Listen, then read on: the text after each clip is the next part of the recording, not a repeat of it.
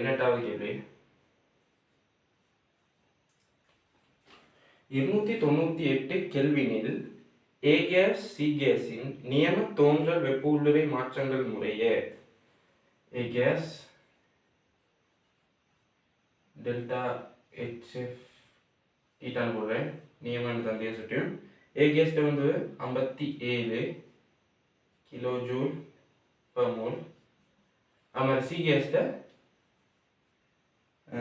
166 kilo joule mole -1. சரியா? Okay. தாக்கம் 3 A case சக 2 B கேஸ், 3 A கேஸ் சக 2 B கேஸ் C கேஸ். இதற்கான சக்தி வரைபடம் கீழே தரப்பட்டுள்ளது. 298 கெல்வினில் B கேஸின் தோன்றல் வெப்ப உள்ளுறை மாற்றம் என்னன்னு கேட்கலாம். கேள்வி என்ன? Delta HF theta B case. சரியா? இதுதான் கேள்வி. ஓகே, இப்போ நான் இதை சக்தி வரைபடத்தை நான் சும்மா வரையலாம் நோம்பலாம். இது வந்து முத்தாக்கத்துக்கான ஈவட் சக்தியா இருக்கும். சரியா? ஆக்டிவேஷன் எனர்ஜின்ற இது முத்தாக்கத்துக்கான ஈவட் சக்தி. முத்தாக்கத்துக்கான ஈவட் சக்தினா இந்த இதுல உள்ள தாக்கி வந்து விளைவா மாறணும்டா இந்த அளவு சக்தியை வந்து தாண்டி தான் மாறணும். சரியா? ஓகே. இதே பித்தாக்கத்துக்கான ஈவட் சக்தின்றது இது. சரியா? ஓகே.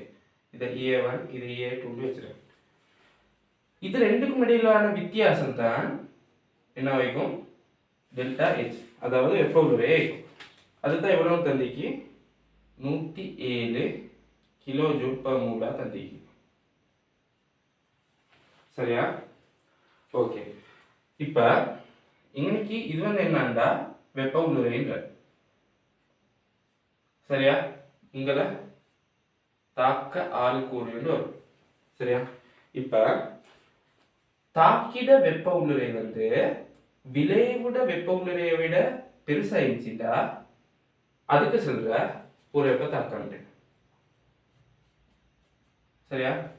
மைனஸ். அப்படி பார்த்தா இங்க வந்து டெல்டா H வந்து -107 கிலோ ஜூல் மூல் -1 ஆயிடும். சரியா? அதே தாக்கிட ஆள்கூறு விளைவிட ஆள்கூறை விட தாக்கிட வெப்ப உள்ளுறை விளைவிட வெப்ப உள்ளுறையை விட குறைவாயிருச்சுட்டா இதுக்கு சொல்ற அகவெப்ப தாக்கம் செல்லும். சரியா? ஓகே. அப்ப நாங்க இங்க வந்து பாக்குறது வந்து டெல்டா H வந்து -107 கிலோ ஜூல் மூல் -1 ஆயிடும். ஓகே. இப்ப இன்னொரு சமன்பாடு நீங்க தெரிஞ்சுக்கொள்ளணும் இது கேள்வி செய்யறதுக்கு. டெல்டா H R தீட்டா, அதாவது தாக்கத்துல வெப்ப உள்ளுறை. இந்த டெல்டா Hக்கு தான் நாங்க இங்க டெல்டா HR னு போடுற சமன் விளைவிட தோன்றல் வெப்ப உள்ளுறை கூட்டுத்தொகை. தோன்றல் வெப்ப உள்ளுறை ஒரு தாக்கத்துல விளைவு பக்கத்துல இருக்கிற தாக்கிகள், விளைவு பக்கத்துல இருக்கிற சேர்வைகள்ல தோன்றல் வெப்ப உள்ளுறைகள கூட்டுத்தொகையிலிருந்து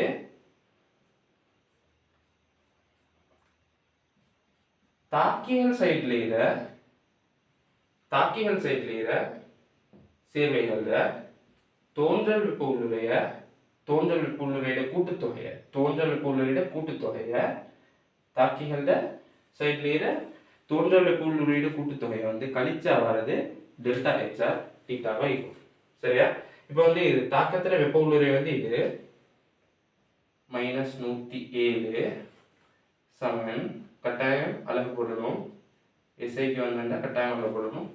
-107 கிலோ ஜூல் பர் மோல். இன்னைக்கு விளைவிட தோன்றல் வெப்ப உள்ளுறை பார்த்தா C கேஸ் மட்டும் தரைக்கு 1 மோல், இன்னைக்கு 1 மோலுக்கு. அப்ப ஒரு C கேஸ் உருவாகிறதுக்கான சக்தி வந்து 166 kilo joule per mole. Minus தாக்கில வந்து A கேஸ்ல தூண்டல் வெப்பநிலை வந்து தெரியும் 57 கிலோ ஜூல் per மோல் 3 மோலுக்கு per மோலுக்கு 57 கிலோ ஜூல் அப்ப 3 மோலுக்கு வந்து 3 தர 57 சக 2 B கேஸுக்கு B கேஸ் தான் காணணும் கேட்டிற மாதிரி 2 தர டெல்டா HF தீட்டா B ன்னு போட்டுறலாம் சரியா ஓகே இது எவ்வளவு கிராம் அலகு கிலோ ஜூல் per மோல் சரியா ஓகே அப்ப -107 சமம் 166 மைனஸ் இனி 57 தர 3 கிட்டத்தட்ட 171 வரும் இல்லையா 171 சக 2 டெல்டா HF தீட்டா B சரியா ஓகே அப்ப நான் இங்கல கொண்டு வந்தேன்டா என்ன வரும் -166 அப்ப 270 -273 வரும் இல்லையா -273 சமம் அங்கல -171 -2 டெல்டா HF தீட்டா B வரும் சரியா இப்போ இது எங்கல கொண்டு வந்து கழிச்சாங்க -2 சமம் மைனஸ் என்ன 2 சாரி 171 -273 அப்ப 102 -102 2 டெல்டா HF B தீட்டா வரும் அப்ப இங்க டெல்டா HF B தீட்டா சமம் மைனஸ் மைனஸ் கேன்சல் ஆகும் 2 ஆல பிரிச்சா 51 கிலோ ஜூல் per மோல் வரும் அப்படி பார்த்தா தேர்ட் ஆன்சர்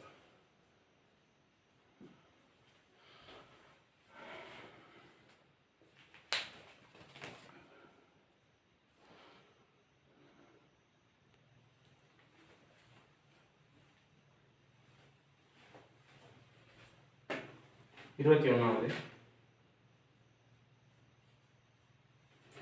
குறித்த வெப்ப அமுக்க நிபந்தனையில் தாக்க அளவிற்கும் கிப்ஸின் சுயாதீன சக்திக்கும் இடையிலான வரைவினை உரு காட்டுகின்றது இவ்வரைவினை கருத்தில் கொண்டு தரப்பட்ட வெப்பநிலை அமுக்கத்தில் இத்தாக்கத்துக்கான கிப்ஸின் சுயாதீன சக்தி மாற்றம் தொடர்பான பின்னவற்றில் சரியான கூற்றை தெரிவு செய்கிறான்னு சொல்லி ஓகே இங்க தந்திர வரைவு எப்படி இருக்கின்றா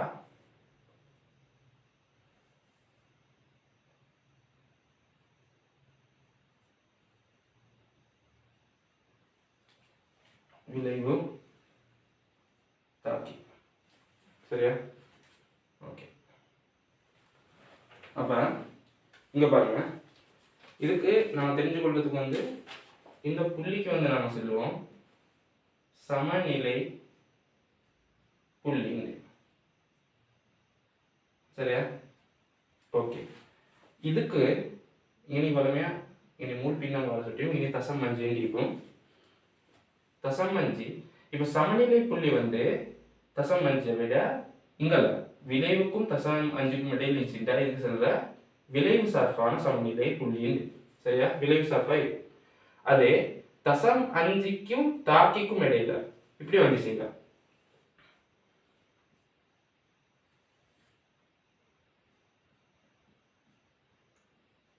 இப்படி வந்துச்சுங்க அதுக்கு வந்து சொல்ற தாக்கி சார்பான சமநிலை புள்ளின்னு சரியா தாக்கி சார்பான சமநிலை புள்ளின்னு சொல்லுவோம் ஓகே இப்ப பாருங்க தாக்கிட டெல்டா ஜி பெருமானம்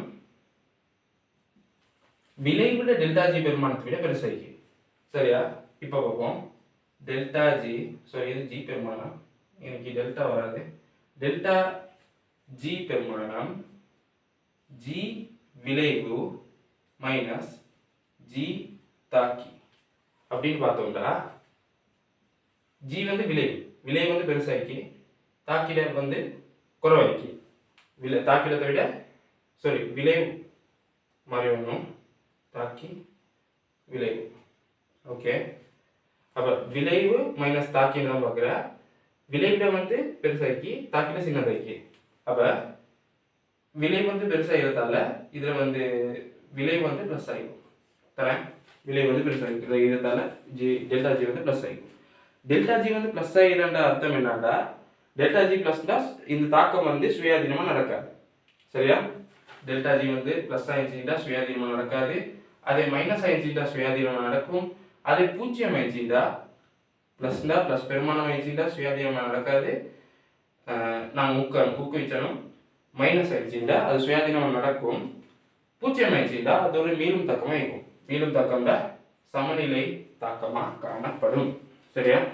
ஓகே.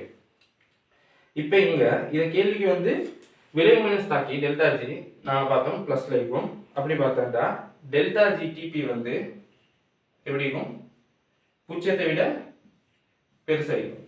அப்படி பார்த்தோம்டா என்னென்ன விட வரலாம்? பூஜ்ஜியம் இல்லை, 2 3 2 இல்லாட்டி 3 தான் வரலாம்னா 2 இல்லாட்டி 3 தான் வரும். இப்போ அடுத்த பார்ப்போம். சமநிலை புள்ளி வந்து தாக்கிட செறிவை விட விளைவிட செறிவு அதிகமாக்குமா, இல்லாட்டி தாக்கிட செறிவு வந்து விளைவிட செறிவை விட அதிகமாக்குமான்னு பார்த்தாண்டா நான் ஃபர்ஸ்ட் சொன்ன மாதிரி தான். இது வந்து தாக்கி சார்பான சமநிலையாக இருந்தால தாக்கிட செறிவு வந்து கூடிய. சரியா? அப்போ தாக்கிட செறிவு வந்து கூடிய இருக்கும். ஏன்னா இது தாக்கி சார்பான சமநிலையில இருந்தால. அப்படி பார்த்தாண்டா இதுக்கு வந்து செகண்ட் ஆன்சர் தான் வரும். தாக்கின் செறிவு விளைவின் செறிவை விட அதிகமாக இருக்கும். அதை வச்சு எங்களுக்கு வந்து செகண்ட் ஆன்சர் இருக்கா. சரியா? ஓகே.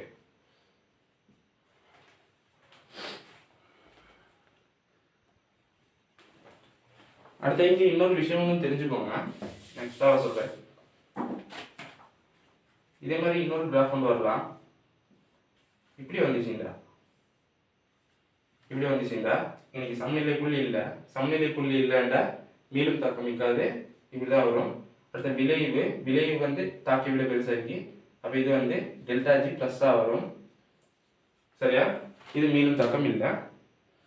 அதே மாதிரி வந்துட்டா இப்படி வந்துச்சுன்னா டெல்டா இது வந்து விளைவு வந்து தாக்கி வந்து விளைவை விட பெருசி. அப்போ விளைவில் இந்த தாக்கி கழிச்சா மைனஸில் வரும். அப்போ அது வந்து டெல்டா ஜி மைனஸில் வரும். ஓகே, அதே ஓகே.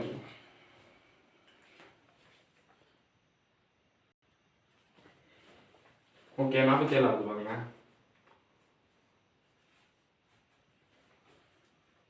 டெல்டா ஜியின் மறைபெருமானம் உயர்வாக உள்ள தாக்கத்தின் தாக்க வீதமானது டெல்டா ஜியின் மறைபெருமானம் குறைவாக உள்ள தாக்கத்தின் தாக்க வீதத்தினை விட எப்போதும் அதிகமாகும் சொல்லிக்கு கூற்று எப்படி வரும் பார்ப்போம். டெல்டா ஜி மறைபெருமானம் உள்ள தாக்கங்கள் வந்து சுயாதீனமாக நடக்கும். சுயமானது டெல்டா ஜி மறைபெருமானம் உள்ளது வந்து நான் ஃபர்ஸ்ட் சொன்ன மாதிரி சுயாதீனமாக நடக்கும். டெல்டா ஜி நேர்பெருமானம் உள்ளது வந்து சுயாதீனம் நடக்காது. பூஜ்ஜியம் உள்ளது சமநிலை தாக்கமாக இருக்கும். ஓகே, அப்போ டெல்டா ஜி மறைபெருமானமா உள்ள தாக்கங்களுக்கு டெல்டா ஜி மறைபெருமானம் கூடினது வைங்கள கொண்டு வந்திக்கு -150 இன்னொன்றுக்கு -200. சரியா? அதனால எங்களுக்கு வந்து முடிவெடுக்கலாம் தாக்க வீதம் வந்து இதுக்கு வந்து கூடாது. சரியா? அப்படின்னா மறைபெருமானத்துல வந்து டெல்டா ஜி வந்து கூடியா உள்ளதுக்கு வந்து தாக்க வீதம் வந்து கூடன்னு சொல்லலாம். ஆனா ரெண்டும் சுயாதீனமானது, ரெண்டுலயும் தாக்கம் நடக்கும் அப்படின்னு சொல்லணும். ஆனா மறைபெருமானத்துல பெருமானத்தை வச்சு மறைபெருமானத்துல அளவை வச்சு எங்களுக்கு வந்து தாக்க வீதம் எதுக்கு கூட அது கூடன்னு சொல்லலாம். தாக்க வீதம் தங்கிறது வந்து சிறிவு கூட்டினா கூடும். அதே மாதிரி வெப்பநிலை கூட்டினா கூடும். ஓரளவு நேரத்தில் ஓரளவு கனவுளவில் தாக்கம் அடைகிற மோதல் அடைகிற துணிக்கைகள் எண்ணிக்கை கூட்டுறதால அப்படி கூடும். அடுத்த கரைப்பான பௌதிக நிலை அப்படி வேற காரணம் வெளிக்கு. ஆனா டெல்டா ஜியின் மறைபெருமானத்தை வச்சு எங்களுக்கு வந்து தாக்க வீதம் வந்து செல்லலாம். சரியா? ஓகே, அப்ப அது கூற்று இல்லை. அடுத்தது கூற்று 2. வாயு துணிக்கைகள் உயர் எழுமாற்று இயக்கம் உடையவையாக இருப்பதால் வாயுக்கள் ஒப்பீட்டளவில் உயர் என்ட்ரோபி உடையதாக கருதப்படுகின்றது. இந்த கூற்று சரியில்லை. அப்படின்னா என்ட்ரோபின்றது என்னன்னா துணிக்கைகள்ல சுயாதீன தன்மை. அதாவது என்ட்ரோபிக்கு வந்து நாங்கள் சொல்லுவோம் எஸ். என்ட்ரோபி வந்து திண்மத்தை விட திரவத்துக்கு கூடியும், திரவத்தை விட வாயுக்கு கூடியும். சரியா? ஏண்டா திண்மத்தில் உள்ள துணிக்கைகள் வந்து ஆக நெருக்கமா அடுக்கப்பட்டிருக்கும். சரியா? அப்ப அதுக்கு வந்து சுயாதீனத்தன்மை நமக்கு வரும். நாங்க இதுல சொல்றது வந்து இந்த அதில் உள்ள துணிக்கைகள் ஒரு பதார்த்தம் இல்லாட்டி ஒரு பதார்த்தத்தில் இருக்கிற துணிக்கைகள சுயாதீனத்தன்மை தான் சொல்றேன். திரவம் எப்படி அது வந்து சேர்ந்து தைக்கும், ஆனா ஒன்றோடொன்று வலுக்கக்கூடியது, ஒன்றின் மேல் ஒன்று வலுக்கக்கூடியது. அப்ப வந்து இதுக்கு வந்து சுயாதீனத்தன்மை திண்மத்தை விட கூட, வாய்ப்பு வந்து சுயாதீனமா நகரும். சரியா? சுயாதீனமா மிதக்கக்கூடியது. அப்ப வந்து வாய்ப்பு வந்து என்ட்ரோபி நல்லா கூட இருக்கும். அப்ப அப்படி பார்த்தா வாய்ப்புணிகள் உயர் எழுமாற்றை இயக்க முடியாததாக இருக்கிறதால வாய்ப்புகள் ஒப்பீட்டளவில் உயர் என்ட்ரோபி உடையதாக கருதப்படுது. ஆகவே அதை கூட்டு சரி.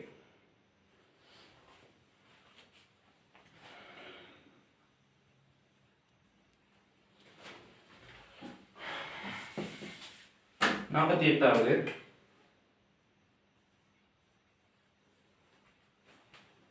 ஒருபடி தாக்கமொன்றின் முன்னோக்கிய ஏவற் சக்திக்கும் ஒருபடி தாக்கம் உண்டு. உதாரணம் இப்போ a plus b c அப்படின்னு இருப்போம்.